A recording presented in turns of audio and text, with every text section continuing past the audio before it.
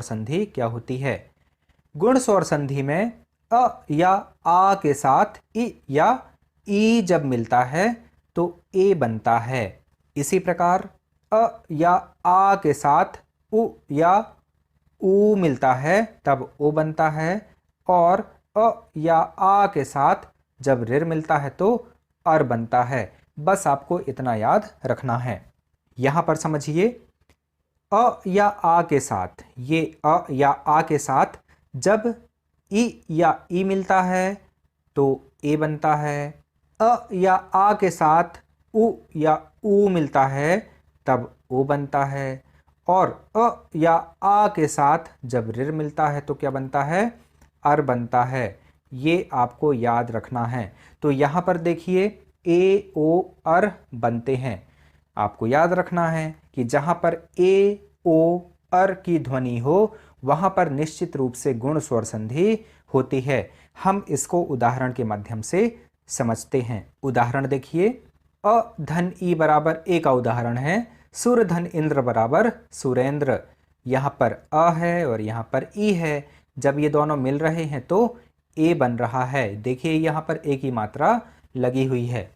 इसके बाद अ और ई जब मिलते हैं तो ए बनता है। नर धन ईश जब मिल रहे हैं तो नरेश बन रहा है। यहाँ पर अ और यहाँ पर ई दोनों के संयोग से ए की मात्रा यहाँ पर बन रही है।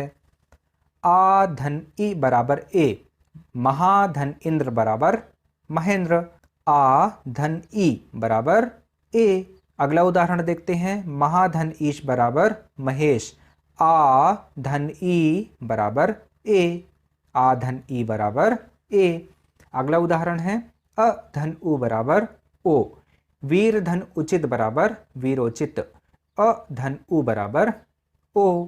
सूर्य धन ऊर्जा बराबर सूर्य ऊर्जा। सूर्य यहाँ पर जो अंतिम वर्ण है वह अ है और ऊर्जा में प्रथम वर्ण ऊ है। जब ये दोनों मिलते हैं यानी कि अ और ऊ मिलते हैं तो ओ बनता है। यही यहाँ पर हुआ है। इसके बाद है महाधन उदय। आ धन उ बराबर ओ। महाधन उदय बराबर महोदय। आ धन उ बराबर ओ।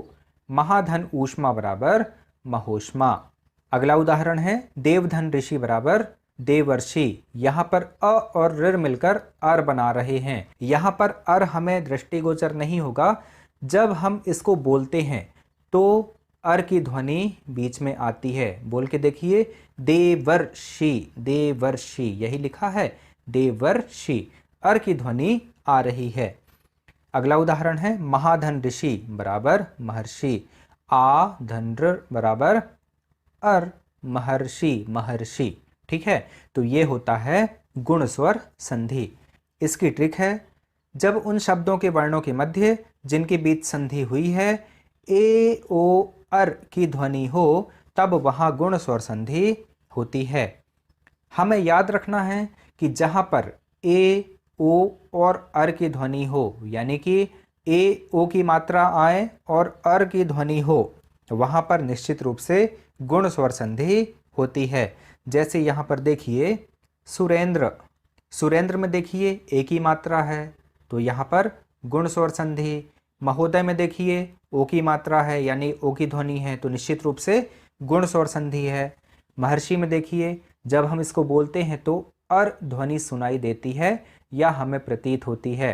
महर्षि अर की ध्वनि आ रही है तो इसलिए यहाँ पर गुण स्वर संधि है। अब हम देखते हैं कि गुण स्वर संधि के जो अपवाद हैं वो कौन से हैं। देखिए यहाँ पर अक्ष धन ऊहड़ी बराबर होता है अक्षौहिणी। यह गुण स्वर संधि का अपवाद है। यहाँ पर अ और उ मिलकर ओ होना चाहिए था परंतु यहाँ पर ओ नहीं होता, औ होता है। प्रधन ऊढ़ बराबर प्रौढ़। यहाँ पर अ और उ मिलकर ओ होना चाहिए था परंतु ऐसा नहीं होता, यहाँ पर औ की मात्रा लगती है। इसी तरह 10 और ऋण मिलकर दशाण बनता है। इसी प्रकार सुख और ऋत मिलकर सुखार्थ बनता है। तो यहाँ पर जो आप उदाहरण देख रहे हैं यह गुण स्वर संधि के अपवाद हैं। इनको गुण स्वर संधि के अंतर्गत नहीं रखा जाता। अब हम देखते हैं कि वृद्धि स्वर संधि क्या होती है। जब अ या आ के साथ ए या आई मिलता है तो आई बनता है और जब अ या आ के साथ ओ या औ मिलता है तो औ बनता है। यही वृद्धि स्वर संधि होती है। यहाँ समझिए, जब अ या आ के साथ ए या आई मिलता है तो हमेशा क्या बनता है? आई बनता है। और जब अ या आ के साथ ओ या औ मिलता है तो हमेशा क्या बनता है? औ बनता है। यही होती है वृद्धि स्वर संधि। वृद्धि यानी बढ़ना। आपको याद रखना है कि इसमें आई की मात्रा आती है और औ की मात्रा आती है। उदाहरण के रूप में हम इन शब्दों को देखते हैं। एक धन एक बराबर एकैक। यहाँ पर अ ए के साथ मिल रहा है तो क्या बन रहा है? आई बन रहा है। मत धन एक के बराबर मतैक्य। अ धन आई बराबर आई बन रहा है। इसके बाद सदा धन एव बराबर सदैव। यहाँ पर आ ए के साथ मिल रहा है और आई की मात्रा यहाँ पर बन रही है। महाधन ऐश्वर्य बराबर महेश्वर।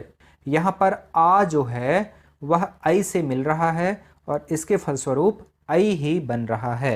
अगला उदाहरण है जल धन ओध बराबर जलौध। अ ओ के साथ मिल रहा है तो क्या बन रहा है? औ बन रहा है। यहाँ पर लिखा है परम धन औषधि। अ औ के साथ मिल रहा है तो औ बन रहा है, यानी परम धन औषधि से मिलकर क्या बन रहा है? परम औषधि बन रहा है। इसके बाद अगला उदाहरण है महाधन ओज बराबर महौज। यहाँ पर जो आ है वह ओ के साथ मिल रहा है और इसके फलस्वरूप औ बन रहा है। क्या बन रहा है? औ बन रहा है। इसके बाद जो अगला उदाहरण है वह है महाधन औषधि बराबर महौषधि। यहाँ पर आ औ के साथ मिल रहा है और इसके फलस्वरूप यानी संधि से औ बन रहा है। तो इस प्रकार हम देखते हैं कि वृद्धि स्वर संधि में आई और औ ही होते हैं। अब इसको समझने के लिए हम ट्रिक बताते हैं। जब उन शब्दों के वर्णों के मध्य जिनके बीच संधि हुई है आई और औ की ध्वनि आए, कौन सी ध्वनि आए? आई और औ की ध्वनि आए, तो वहां पर वृद्धि स्वर संधि होती है।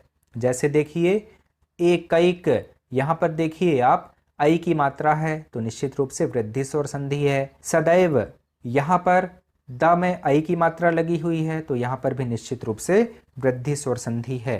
हमने गुण स्वर संधि में बताया कि इसमें ए आता है, ओ आता है और अर आता है। दीर्घ स्वर संधि गुण स्वर संधि के बाद आती है, तो आपको क्या करना है? इसमें एक मात्रा और बढ़ा देना है बस, और इसको हटा देना है, तो ये क्या हो जाएगी? वृद्धि स्वर संधि। इस वीडियो में इतना ही। जय हिंद।